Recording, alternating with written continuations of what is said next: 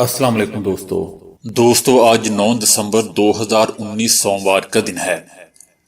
دنیا کی بہترین اپ ڈیٹس میں آج آپ سنیں گے کہ طالبان نے کہا ہے کہ مذاکرات دستخط کے حوالے سے ہوں گے۔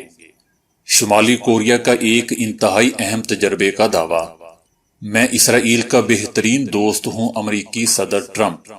بھارت فیکٹری میں آگ لگنے سے 43 افراد جان سے گئے۔ لاکھوں ڈالر کے کیلے میں خاص کیا ہے؟ امریکی صدر ٹرمپ نے ایران کا شکریہ کیوں ادا کیا؟ 50 برس سے اپنے والد کو تلاش کرنے والا بیٹا۔ ناروے میں 10,000 قرآن پاک تقسیم کرنے کا فیصلہ۔ ایف بی آئی نے کہا ہے کہ لوگ اپنے سمارٹ ٹی وی سیٹ سے خبردار رہیں۔ $2400 کا انتہائی مہنگا موبائل فون صرف $350 میں۔ دل بند ہونے کے 6 گھنٹے بعد بھی خاتون زندہ۔ تو آئیے دوستو چلتے ہیں اب خبروں کی ڈیٹیل کی طرف، لیکن اس سے پہلے اگر ہو سکے تو میرے چینل کو لائک، شیئر اور سبسکرائب ضرور کیجیے گا، شکریہ۔ دوستو، امریکہ اور طالبان کے درمیان قطر کے دارالحکومت دوحہ میں گزشتہ روز شروع ہونے والے امن مذاکرات آج بھی جاری رہیں گے۔ طالبان نے کہا ہے کہ آج بھی ہم معاہدے پر دستخط کے حوالے سے بات چیت کریں گے، اس کے علاوہ اس سے جڑے دیگر موضوعات پر بھی بات چیت ہوگی۔ امن معاہدے پر کام مکمل ہو چکا ہے، جس پر صرف دستخط ہونا باقی ہے۔ امریکہ اور ہمارا براہ راست رابطہ ہے، ہم 1 سال تک مذاکرات کرتے رہے ہیں۔ امن معاہدہ بھی ہمارا مکمل ہو چکا ہے۔ دوستو، شمالی کوریا نے دعویٰ کیا ہے کہ اس نے سوہائی سیٹلائٹ لانچنگ اسٹیشن سے ایک انتہائی اہم تجربہ کیا ہے۔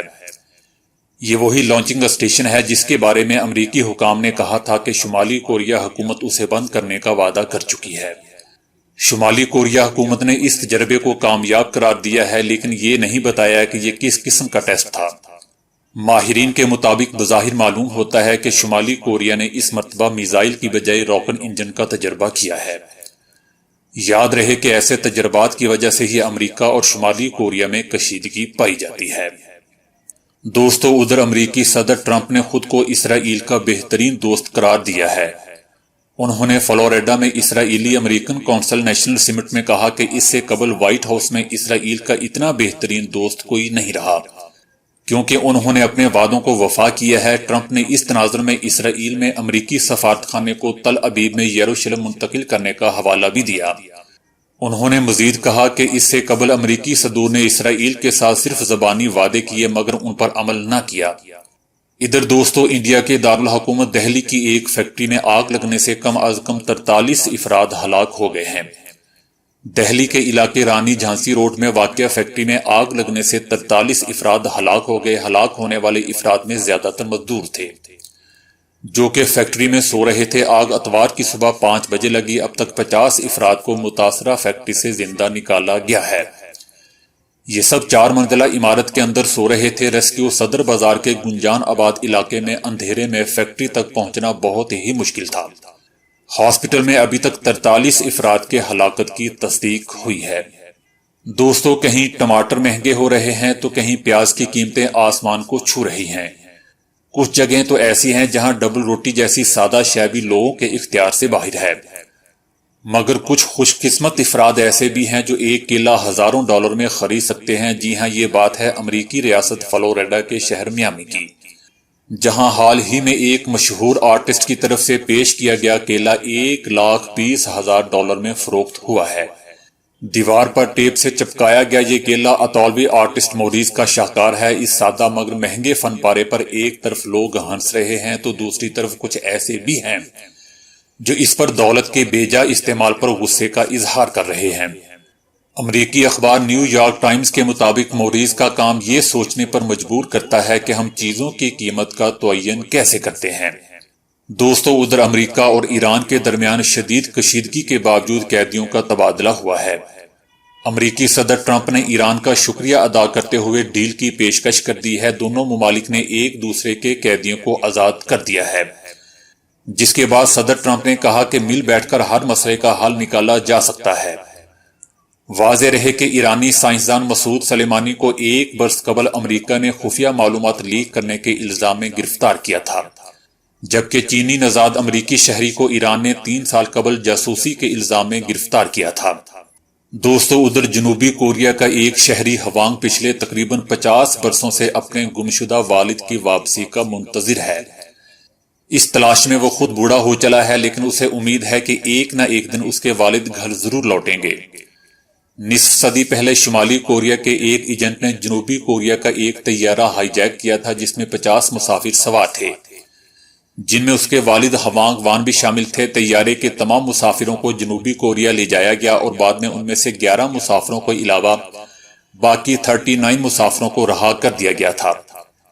ان 11 افراد میں ہوانگ ون بھی یعنی اس کے والد بھی تھے، جنہیں پیانگ ینگ نے کبھی واپس نہیں کیا۔ ہوانگ نے اپنے والد کی تلاش کو اپنے زندہ رہنے کا مقصد بنا لیا۔ وہ آج بھی اپنے والد کی آمد کے منتظر ہیں۔ ہوانگ صرف 2 سال کے تھے جب انہوں نے اپنے والد کو آخری بار دیکھا تھا۔ وہ آج بھی اپنے والد کو ان کی تصویر کے ذریعے ہی جانتے اور پہچانتے ہیں۔ ان کی جوانی کا بیشتر حصہ اپنے والد کی تلاش میں ہی گزرا ہے۔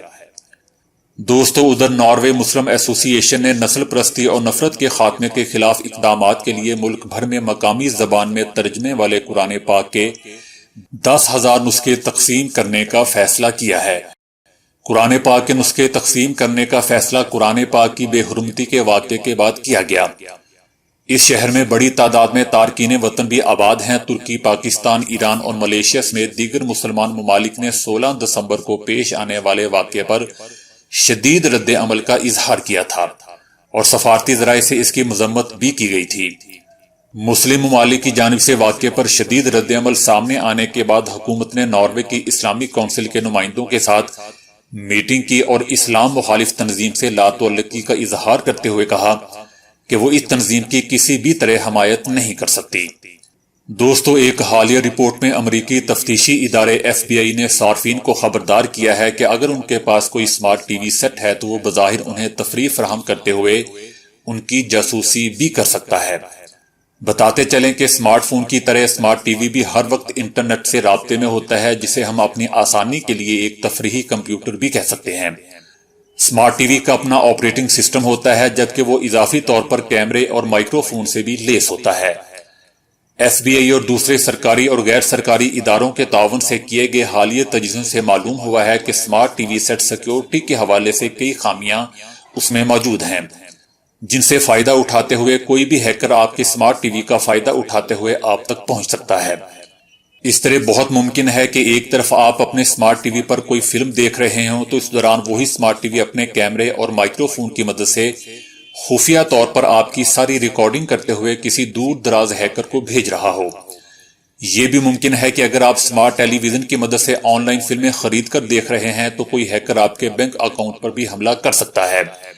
FBI کی مذکورہ رپورٹ میں خاص طور پر یہ نقطہ اجاگر کیا گیا ہے کہ سمارٹ ٹی وی میں سیکیورٹی اور پرائیویسی کے اقدامات پر خصوصی توجہ نہیں دی جاتی، لہٰذا وہ ہیکرز کے لیے آسان ہدف ثابت ہو سکتے ہیں۔ ویسے تو computer, internet, smart phone, smart watch اور انٹرنیٹ سے ہر وقت منسلک رہنے والے آلات کی ہیکنگ کوئی عجیب و غریب بات محسوس نہیں ہوتی، لیکن یہ پہلا موقع ہے کہ جب سمارٹ ٹیلی ویژن کے ذریعے جاسوسی کا خدشہ سامنے آیا ہے۔ دوستو ادھر کولمبین ڈرگ مافیا نے سستا ترین foldable smart phone launch کر دیا ہے۔ سیمسنگ، ہواوے اور موٹرولا کے مقابلے میں جدید ترین فولڈ ایبل سمارٹ فون متعارف کروایا ہے، جو قیمت کے لحاظ سے فی الوقت مارکیٹ میں موجود دیگر فولڈ ایبل سمارٹ فون سے کئی گنا سستا ہے۔ اس وقت مارکیٹ میں موٹرولا کا فولڈ ہونے والا فون $1500 میں، Samsung Galaxy fold able phone $1980 میں اور چینی کمپنی ہواوے کا میٹ ایکس $2400 میں فروخت کے لیے پیش کیا گیا ہے۔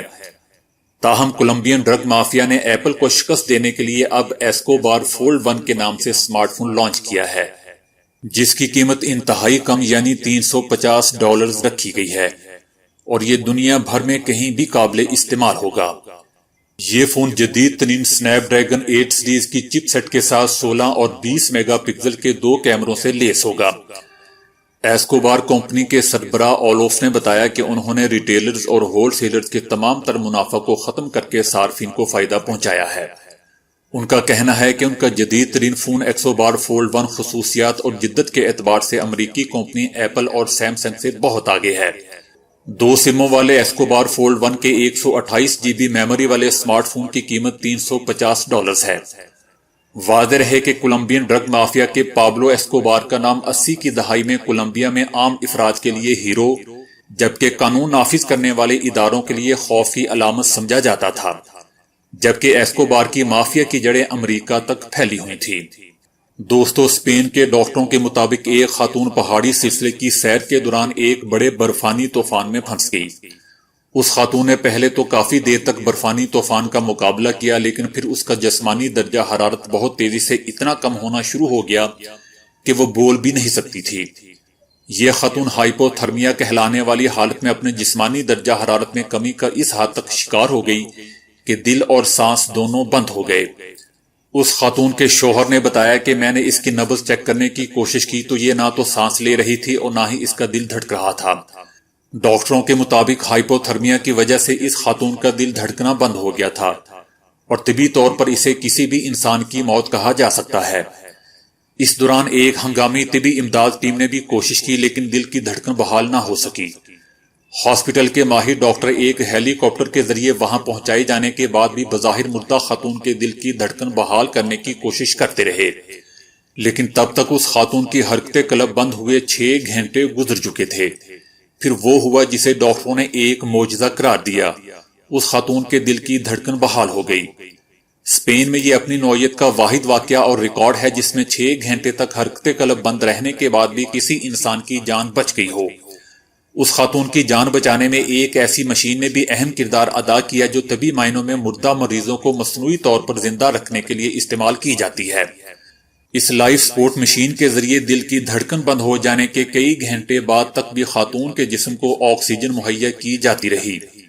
اسپین میں آج سے پہلے ایسا کبھی نہیں ہوا تھا کہ کوئی انسان اپنے دل کی دھڑکن بند ہو جانے کے بعد اتنے طویل عرصے تک مردہ تو رہا ہو لیکن اس کی جان پھر بھی بچ گئی ہو۔